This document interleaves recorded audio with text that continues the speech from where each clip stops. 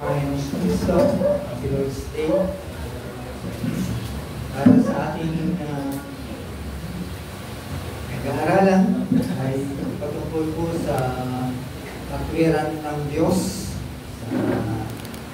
Sa kakatapong ito, ating buksan muli ang ating Biblia sa aklat ng Roma, Kapitulo 1, Versikulo 17 o verse 17 ang ating magiging text po ngayon sa katawan ito. At muli po natin basahin paano po ang sinasabi ng verse 17. Sinasabi po dito, sapagkat dito ang katwiran ng Diyos ay naahayag mula sa pananampalataya hanggang sa pananampalataya, gaya ng nasusulat, ngunit ang taong matuwid ay mabubuhay sa pamamagitan ng pananampalataya. Panalangin po tayo. Salamat po Diyos ulit sa salita na aming tumayan sa pamamagitan ito para sa aming pakinabang. Dimas po namin ang tulong ng banal ng Espiritu, ng pagpalangin po niya, ang pangunawa, dahil po sa lahat ng mga kikinig at yan po ang lingkod ay gusto rin po Panginoon na tayo po niyo po sa salita po na ikaw po ang mataas at nayayag ang iyong kapurihan sa aming kalagitnaan. Maraming salamat po at ito pa ang dalangin sa pangalan ng Jesus. Amen. Okay, so over 500 years na nakalipas ang isang event, it is the transformative event, ay tinatawag ko ito na Reformation.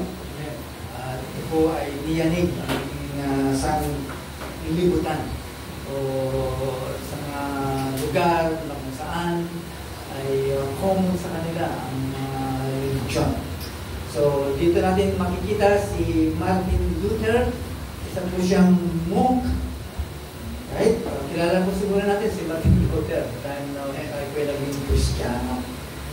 Ito po ay, siya po ay nababagabag sa kanyang mga nagawang kasalanan.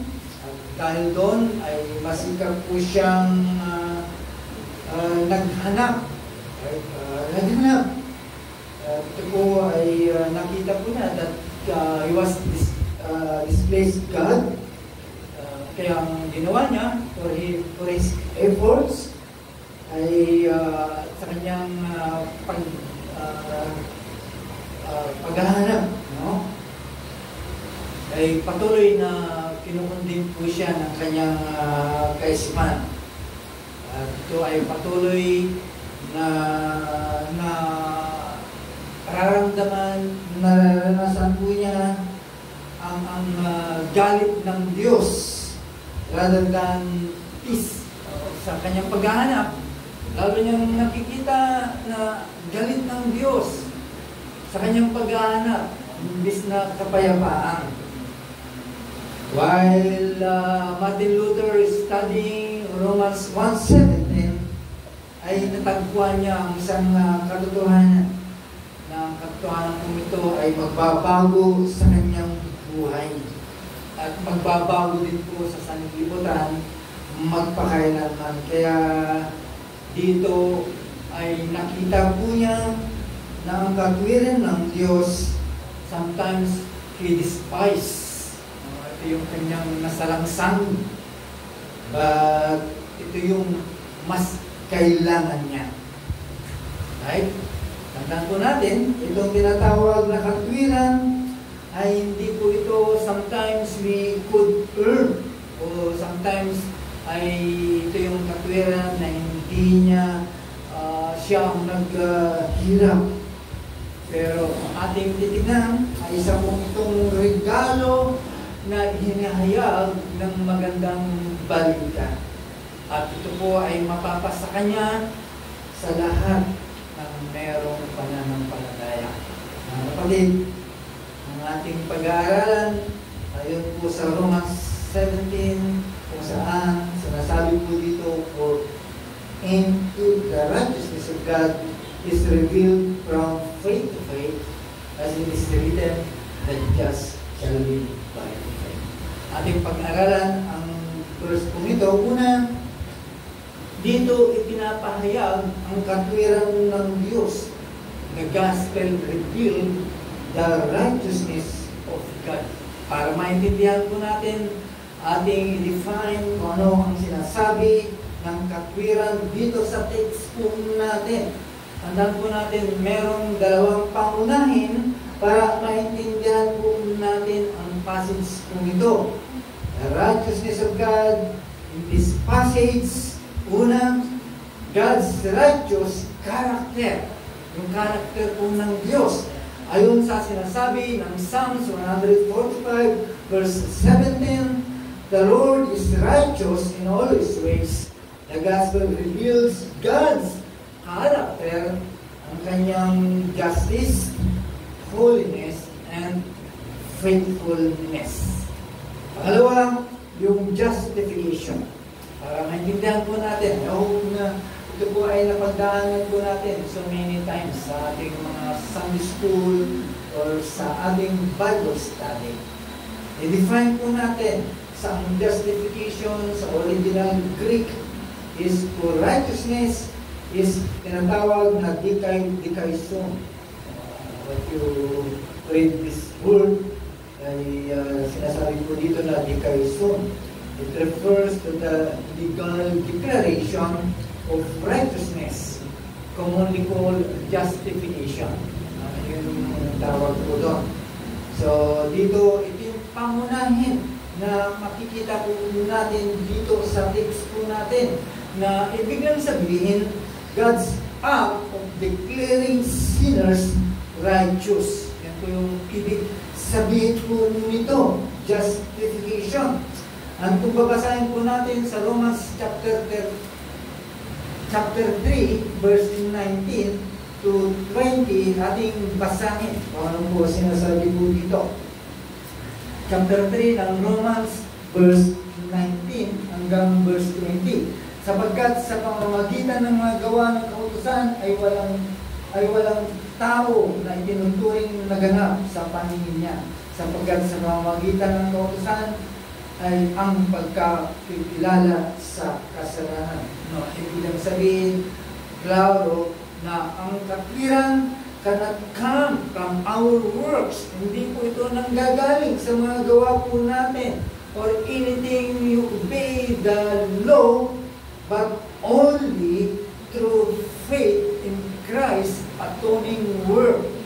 Doon po natin nakukuha ang pagiging matuwid sa paniniwala na ginawa ni Kristo about His atoning work. Kaya hindi po ito nakukuha sa mga bagay na ginagawa po natin. Ito po yung ginagawa ng karamihan to make it sure na sila ay magiging matuwid sa paningin ng Diyos. That's why they are doing these things na akala nila. Kaya maraming mga maraming nadaya because it appears ng kanilang mga pananampalataya. But for us, nakita po natin na makuha po ang katwiran sa pamamagitan ng pananampalataya na ginawa ni Kristo for His atoning work. At yan yung klaro. At yan yung ating pinangahawakan. Right? Yan, tandaan po natin, justification and sanctification must be distinguished. Kailangan makita po natin po ito, anong pagkakaiba. Para maintindihan po natin. For those na hindi nakaabot, hindi uma-attend, hindi nakarinig about these terms, kailangan magiging klaro po ito because it relates sa matter of salvation na kung saan ito yung mga hinahanap ng mga tao. Right? Gusto nilang maligtas. Ay ang problema ay hindi nila naabot, ay hindi nila naintindihan ang mga ibig sabihin po ito. Para maintindihan, klaro, justification is a legal declaration by God. Legal po ito, na declaration po ng Diyos. Tandaan po natin, justification, legal na declare ito ng Diyos. While sanctification, it is the ongoing process. Kaya magkabaan ito. Minsan, diba, nalilito. It is an ongoing process becoming more like Christ. Proseso po ito. Kaya walang magsasabi na siya ay perfectong Kristiyano. Like, maraming nagsasabi po na. That's why they are trying para ma-maintain po nila na sila po ay Kristiyano. Sila po ay kamukha ng ating Panginoon. Kaya sometimes this is a confusing yung dalawa po ito. Kapag na-confuse ka sa bagay na ito, sa dalawang terms na ito, you are undermine the gospel message. Na-undermine natin, na-underestimate po natin ang mensahe ng magandang balita. Right? So we define. Now, saan lang galing ang katwiran po ito? Saan galing? There are two terms na mayroong tinatawag na monergistic salvation. Narinig na natin po ito. Na ibig lang sabihin, ang kaligtasan ay isang gawa ng Diyos lamang. It is a God work alone. Yun yung tinatawag na monergistic salvation. Kaya pagdating sa regeneration, ibig lang sabihin, ang banal na Espiritu ang siyang kadahilanan to unite us to Christ without any requiring cooperation from us. Right? Walang requirement para tayo po ay mag-cooperate para sa atin. No? Na biglang sabihin, from our sinful nature, wala po tayong karapatan at wala po tayong cooperation regarding sa pagdating ng kaligtasan. Kaya ayon po sa 1 Thessalonians chapter 1 verse 4 and 5, sinasabi po dito na ang magandang balita ay dumating sa kapangyarihan ng banal na Espiritu. Right? Dumating po yan. Hindi po yan sa gawa ng anumang tao. That's why sinasabi ng 1 Peter chapter 23, kaya tayo ay ipinanganak muli. No, ibig lang sabihin, bakit ka ipinanganak muli? Bakit ka naging born again? Because of the true, living, and abiding Word of God. Okay? Ito yung biblical view. Ito yung ating view. No? Now, regarding naman sa, there is an alternative view. Right?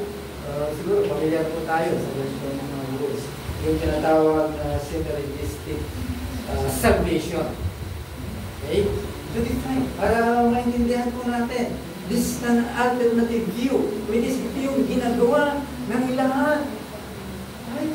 Kapag wala ka talagang alam sa mga bagay na ito, aayon ka na lang. Bilis ka kapahamak mo. No? Kaya dito sa synergistic salvation, maraming naniniwala that human will cooperates God's Spirit in salvation. Meron silang part. Kaya sila ay nagkaroon ng kaligtasan. Isinasama nila lagi ang kanilang mga sarili. That's the nature of human heart. Laging gusto kasama ang pangalan niya. Kahit saan man siya pumunta. Kaya yun po, yung pagkakaintindi nila. Kaya pagdating pa rin sa salvation, ay gusto rin kasama nila. Kaya ang view po ito, it implies that God's work is dependent on human effort. Itong view na ito, nagdedepende na merong effort ang isang tao. No? So, contrast po ito sa monergistic view, it is of grace alone. Right? Marami pang hindi nakakabot po nito. Tandaan po natin mga kapatid, ang katwiran po ng Diyos, ang katwiran ng Diyos ay nagre-reflect po ito sa kanyang pagiging eternal attributes. Ang katwiran po ito ay kumukonekta sa kanyang eternal attributes, perfect and immutable and everlasting. Sinasabi po ng Psalms, diba? Psalms 18 verse 30, as for God, His way is perfect. Sinasabi po ng Psalms. Basahin po ninyo ang inyong Biblia sa Psalms. At ating titignan, aralin kung ano ang ibig sabihin po nito. Okay? Eternal. Sabi po ng Psalms 90 verse 2, declares, from everlasting to everlasting, you are God. Imagine yung ating pinapaniniwalaan, ang pundasyon ay nasa Diyos. It is an everlasting God. Walang katapusan. While ang ibang tao ay dumidepende po sila sa human effort. It is merong katapusan po yun. While for us, for you, those who believe sa Diyos, ay yun po ang kanyang katangian. That He is an eternal. Again, immutable. God's righteousness, yung katwiran po ng Diyos ay hindi po ito mapapag. Ibig lang sabihin, ito ang kanyang karakter. Hindi ito nagbabago. He remains consistently holy and just. Yan siya ang may tangan ng paligtasan na kung saan ay nasasaan. Kaya nakakasiguro po tayo pag ito ang ating paniniwalaan. While those still embracing yung tao na sila po ay talagang pinangahawakan po nila, that you have power for their salvation or for their righteousness sa kanilang katwiran. So, paano po ito? Paano ang gospel o magandang balita na tinanggap? Okay? Paano napunta sa kanila ang kaligtasan? Paano sa iyo napunta ang kaligtasan? Tignan mo natin. Sa pananampalataya, because of faith as the ordained means. Yun yung siguradong kadahilanan o kasangkapan. Kaya tinanggap po natin ang magandang balita dahil sa pananampalataya. Kaya pinagsabihin, this is the ordained means, yung pananampalataya. So anong trabaho ng pananampalataya para sa atin? Paano natin makikita po ito? Sinasabi po ng Romans chapter 1 verse 17 as our text, dito, God's righteousness is revealed from faith to faith. Kaya tingnan po natin, paano ibig sabihin po nito? Underscoring faith o yung pagbibigay diin sa pananampalataya, it is the sole means of receiving God's gift. So ito lang yung kadahilanan o ito yung nag-iisang kadahilanan para matanggap po natin kung ano man yung biyaya na ibinibigay ng Diyos sa kaligtasan. So faith, ano ng palataya? Because ang faith, it was described as the assurance of things hoped for.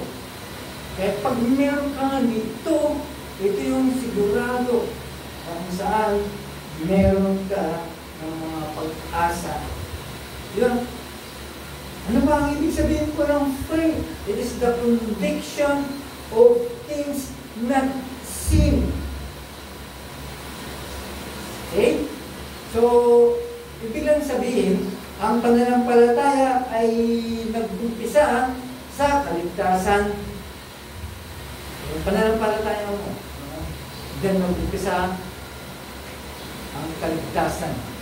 At diyan matatapos. Ibig lang sabihin, it is a lifelong reliance on Christ.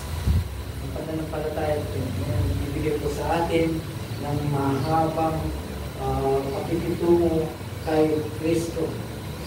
Na ibig lang sabihin, from justification, from justification through sanctification to glorification.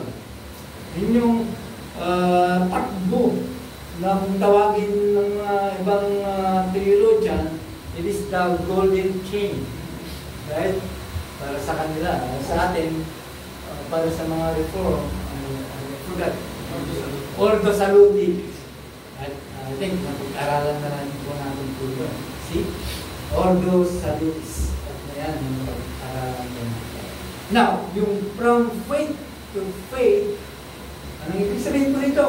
Itong phrase po nito, it can apply the spirit of faith. Yung faith mo, kailangan makarating sa isang tao. Faith, that's why from faith to faith. Ang faith mo, dahil yan ay ibinahagi mo sa isang tao na wala pa kay Kristo at nagkaroon ng pananampalataya. That's why from faith to faith. Okay, so yun po yung ibig sabihin po nito. From believer, ibig sabihin, ito ay lumago, nag-spread, nag-iwalay, from believer to become a believer. Or, ito po ay sa paglago ng pananampalataya, sa bawat pananampalataya. Or, ito yung patuloy na pagdidepende sa iyong pananampalataya throughout the Christian life. Yan yung mga indikasyon. Ibig sabihin ko nito, na patuloy na ikaw ay nananampalataya habang ikaw ay nabubuhay bilang Kristiyano. Okay? Kung titignan po natin sa ibang translation, from faith to faith, sa ibang translation, by faith from first at last to last. Na ibig sabihin, hanggang sa bandang huli, ay yung pananampalataya ay nandun pa rin, capturing the complete reliance to Christ. Right? Yan po yung dapat po natin makita. Right? Now, para makita po din natin how this righteousness comes. Merong tinatawag na imputed versus infused. Okay? Imputed righteousness, ito yung ating pinaniniwalaan. When we believe in Christ, kapag ikaw ay nanampalataya at naniwala kay Kristo, His perfect righteousness is credited to you, to our account. Ibig lang sabihin, yung katwirang po yun, yun yung dahilan, yung bakit yung kasalanan mo ay makover. Okay? At hindi, sinasabi po ni Luther, si Martin Luther, he realized na intindihan po niya ang mga bagay po ito. Na kung saan, ang tawag niya po dito, it is the alien righteousness. Why? Because we have that kind of righteousness. Wala po tayo sa ganang katwiran. Wala tayo po nun. Kaya tawag niya, it's alien righteousness. Right? Dahil wala po tayo.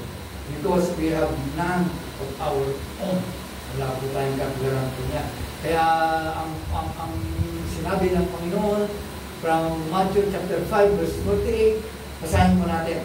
Sabi po dito, you must be perfect as your heavenly Father is perfect.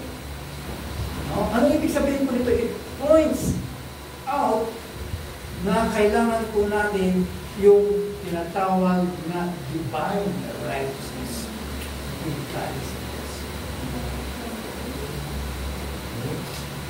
Na wala po sa atin. Kaya we need this divine righteousness. Yan yung imputed righteousness. How about being infused? righteousness. Ito yung kasi maraming mga alternative view, kaya sometimes nalilito ang mga Kristiyano.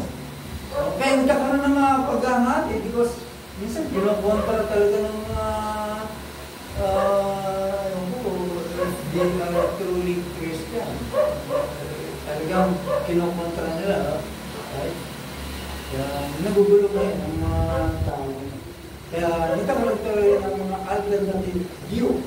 Ano ang ibig sabihin ko nito? Mga ibang mga mananampalataya, they believe righteousness is infused gradually as we follow Christ man. Ibig sabihin, yan binigay na katwiran as we follow Christ man. Okay?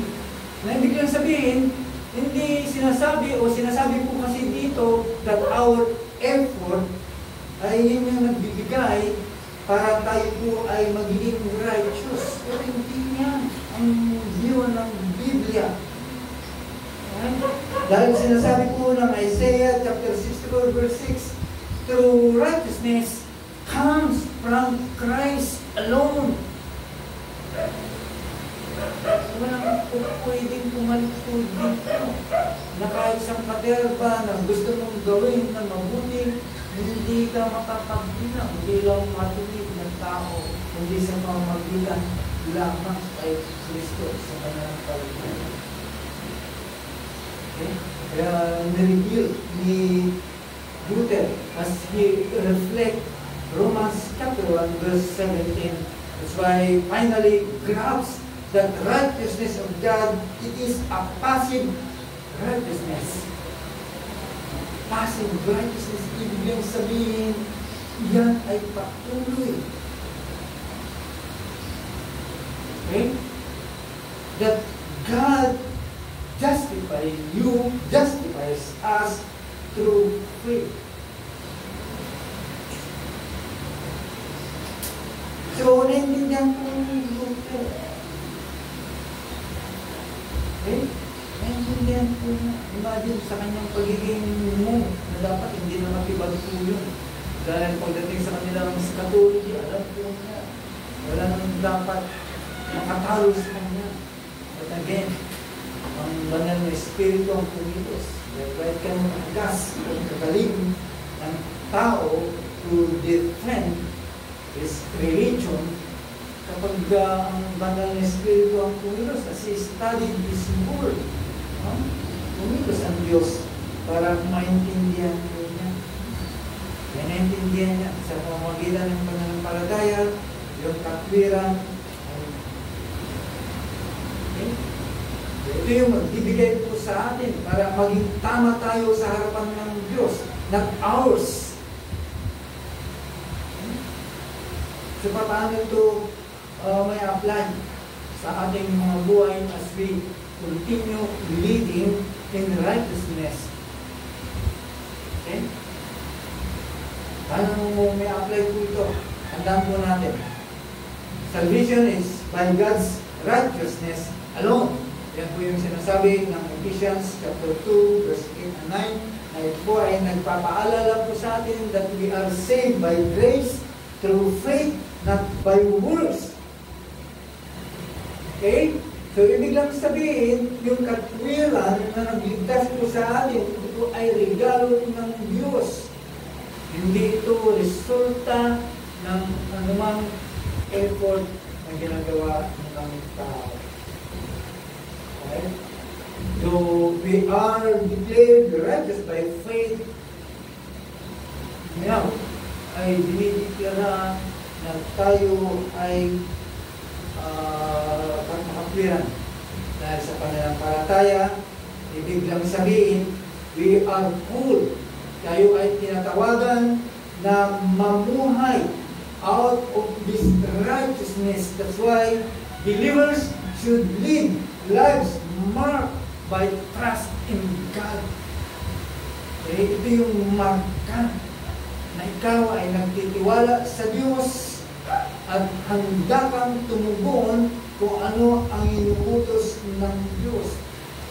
Bakit? Kasi ito yung reflection ng righteousness na meron ka, na yan ay tinanggap mo sa Diyos. Without that, baka sarili mo ang magsasabi na ikaw ay nakatwiran. Kaya ito yung mark na meron kang tiwala sa Diyos. Nagtitiwala ka sa Diyos at handa kang sumunod kung ano ang kanyang inuutos. Mga kapatid, we should thank Christ for this finished work. Salamatan po siya. Dahil doon sa cross, Christ declared, it is finished. Tapos, hindi. Nagsusumikap ang mga tao na ibig lang sabihin, this statement, it confirms. Pag sinabi ng it is finished, it confirms that our salvation fully accomplished. Ang ibig sabihin po nito, prophesy fulfilled. Prophesy naman po ito, natapos niya. Justice satisfied. Pag sinabing it is finished, lahat po yun tapos na. Kaya ito yung pinabanggit po natin. Justice satisfied, sins forgiven, and redemption secured. Kapag tinatakan, minarkaan, lagaan ng ating Panginoon. Tapos, is finished. Bilang Kristiyano, we should live with gratitude. Okay? Kaya makikita mo sa aura ng isang Kristiyano. Kita mo lang. Kita mo yung reflection at ang kapirang na sa kanya. Binigay ko ng Diyos. So we live. Mamuhay po tayo na merong malaking pasasalamat para sa kanyang complete work. No? Na ibig lang sabihin, nananaman po tayo completely, fully in His righteousness, not our own. Tandaan po natin, the righteousness of God is not something you achieve. It is something we receive by faith, like Luther. No? Sometimes we seek often peace with God through our efforts. Di ba? Eh, lagi po tayo pinagsusunita. Yan ang ginagawa ng tao para magkaroon na sila ng kapayapaan sa Diyos. Pero, and then, you find inadequate, hindi makakapantay yung ginagawa. Okay. But, again, Romans 1:17, ipinapakita po natin po dito sa atin na ang katwiran ng Diyos is perfect, unchanging righteousness is revealed in the gospel. At po ay in-impart po sa atin through faith in Christ. Kaya sa katotohanan po ito mga kapatid, makikita po natin na meron po tayong kapayapaan at merong kadahilanan. Okay? Dahil ang kapayapaan yan ay malalaman po natin that we are justified by God's grace and purpose in living by faith. Kaya tayo namumuhay okay? Na pininiwalaan po natin that we are transformed by the righteousness of God. It's the message. Tayo naman. Yes, Nama po Diyos sa kapahayagan ng isa. Nagbigay mo po sa amin ng paalala ng bawat litanya ng salita mo ay nagbibigay ng kaliwanagan. Yayakapin po namin ito. As we continue study your word, nagbibigay po ito sa amin ng kaliwanagan. Maaaring nalilito sa body, Lord, na dito na intindihan. But again, ay nakaliwanan po ito sa amin sa pamamagitan po ng mensahe ng ating Panginoon. Lord, salamat po sa biyaya ng salita mo na siyang hinihingi dahilan at nag-aatid po sa amin para magiging makatiran at magiging kamukha ng aming Panginoong Kristo. Lord, help us na ito ay mag-maintain sa aming kaisipan, sa aming mga puso, sa aming buhay bilang mga Kristiyano. Maraming salamat po, Panginoon. Palangin mo ang bawat isa sa amin. From the life.